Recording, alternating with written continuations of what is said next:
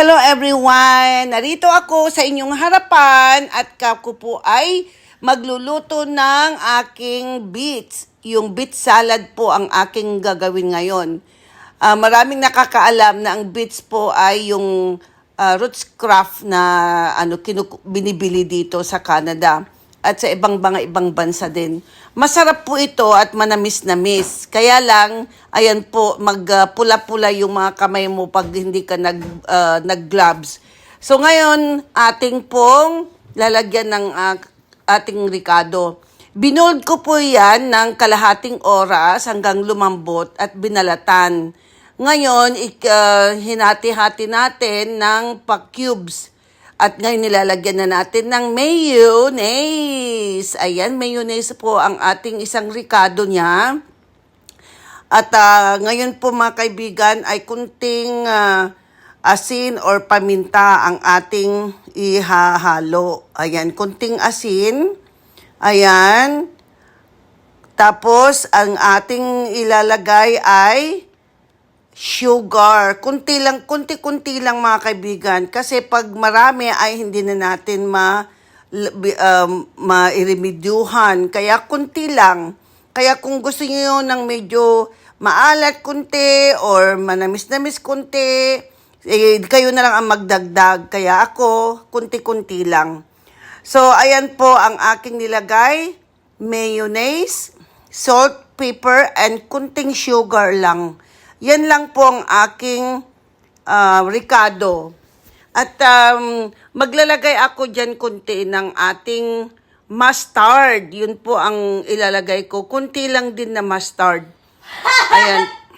So, continue lang natin ang ating paghalo-halo. Yung background ko po ay yung anak ko na tumawa siya ng napakalakas. Pasensyahan nyo na po.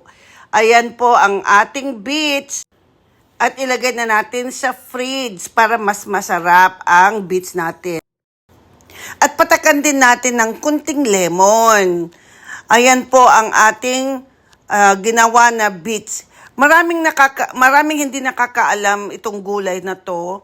Pero I'm sure na lahat naman tayo dito sa Canada or sa ibang mga bansa ay popular kayo dito or familiar kayo dito sa ating beets neto. Masustansya po ito. Yung iba, ginagawa nila ay pinipickles nila. So, ngayon ay ating pong itry ang ating beets. Ayan. Ang sarap-sarap po ang ating beets. Iyan po ang isa kong favorito. One of my favorite na gulay. Ayan, ang sarap po, mga manamis-namis. Kung kumakain kayo ng nilagang mais, parang ganon ang flavor niya. Kaya lang itong beets ito ay talagang kakaiba din talaga ang lasa. Yung sa Pilipinas, kung alam nyo yung gulay na sabi nila ay kalkalunay sa Ilocano. Hindi ko alam sa Tagalog. Kulitis. Ayun, kulitis pala yon sa Tagalog. Pero sa Ilocano kasi ako, kaya kalkalunay ang tawag namin.